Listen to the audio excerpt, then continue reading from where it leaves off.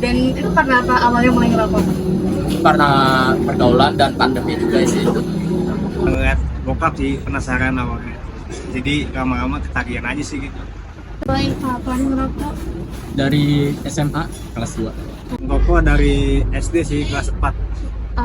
Sampai dari waktu itu udah mulai rutin ngerokok atau gimana? Kalau rutin rokok kayak sehari sebungkus gitu dari SMK. Tadi itu cerita awal mula Dika dan Julio merokok. Menurut Survei Kesehatan Indonesia pada tahun 2023, ada lebih dari 70 juta perokok aktif di Indonesia dan angka perokok muda terus naik pada tahun 2024, yakni mencapai 3,68%. Bayangkan saja, 56,5% perokok aktif berasal dari usia 15-19 tahun. Miris bukan?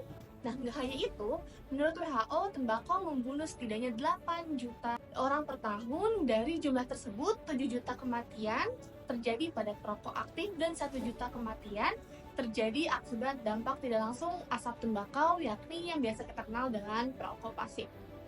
Nah, banyak orang yang tahu bahaya merokok, tapi mengapa juga mereka tetap merokok?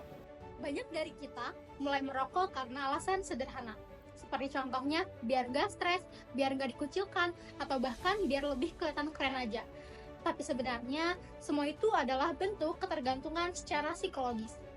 Salah satu alasan kenapa orang begitu sulit berhenti merokok adalah karena mereka percaya secara keliru bahwa rokok ini bisa menjadi solusi untuk meredakan stres, meredakan kecemasan, atau bahkan bisa menambahkan ide-ide atau pikiran baru mereka.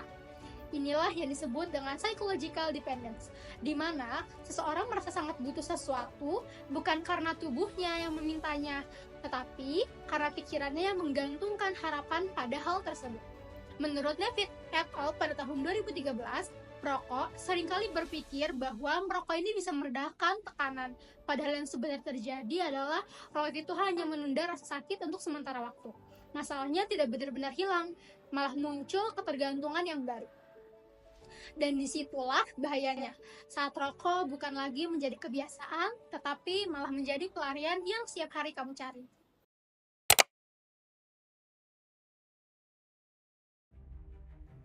Merokok bukan cuma soal kebiasaan, bukan perkara gengsi atau gaya hidup. Ketika kamu merasa butuh rokok untuk menenangkan diri, saat kamu cemas atau stres, itu tanda bahwa kamu sudah adiksi. Zat nikotin dalam rokok bekerja cepat di dalam otak. Ia menciptakan sensasi tenang semu, tapi sekaligus memicu ketergantungan. Inilah yang disebut sebagai tobacco use disorder, sebuah gangguan adiksi yang bahkan diakui oleh American Psychiatry Association dalam DSM-5.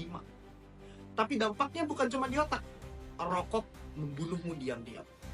Dan yang sering dilupakan, rokok juga menyakiti mental kita. Depresi, mood swing, gangguan tidur, bahkan perilaku kompulsif. Ini bukan hal kecil, ini bukan cuma sekali atau 2 kali. Ini adalah siklus ketergantungan yang berbahaya. Dan seringkali dimulai dari satu alasan kecil yang kita biarkan menjadi tumbuh besar. Tapi tenang, adiksi bisa dilawan. Salah satu metode yang paling efektif digunakan adalah menggunakan Cognitive Behavioral Therapy atau yang biasa disebut dengan CBT. CBT adalah terapi psikologis yang membantu kita untuk mengenali dan mengganti cara berpikir yang keliru. Banyak perokok percaya bahwa rokok bisa membuat mereka merasa tenang. Tapi dalam CBT mengajarkan bahwa ketenangan sejatinya bukan datang dari nikotin, tapi dari kemampuan kita dalam mengelola pikiran dan emosi secara sehat. Terapi ini dilakukan secara bertahap. Pada sesi awal, klien dan terapis akan mulai membangun kepercayaan, lalu akan mulai menggali pikiran apa yang muncul setiap kali ingin merokok dan apa yang diyakini tentang rokok. Kemudian, di tengah sesi, klien akan belajar mengganti keyakinannya yang keliru. Misalnya, dari ungkapan gue butuh rokok buat rileks, menjadi gue bisa rileks dengan cara lain yang lebih sehat. Lalu kemudian, pada di akhir sesi, klien akan dibekali strategi untuk menghadapi momen yang bisa memicu keinginannya untuk merokok. Sebab berhenti merokok bukan hanya tentang mampu bertahan seminggu ataupun 2 minggu. Ini bukan hanya sekedar menghentikan sebuah kebiasaan, tapi juga tentang membangun sebuah kehidupan yang baru, yang tidak lagi dikuasai oleh kecanduan. Setiap orang punya alasan saat mulai merokok, tapi kita juga punya alasan untuk berhenti. Mungkin kamu pernah merasa rokok membantu saat dunia terasa berat, tapi kenyataannya rokok tidak menyelesaikan apapun, ia hanya menunda dan juga menumpuk beban di balik asap.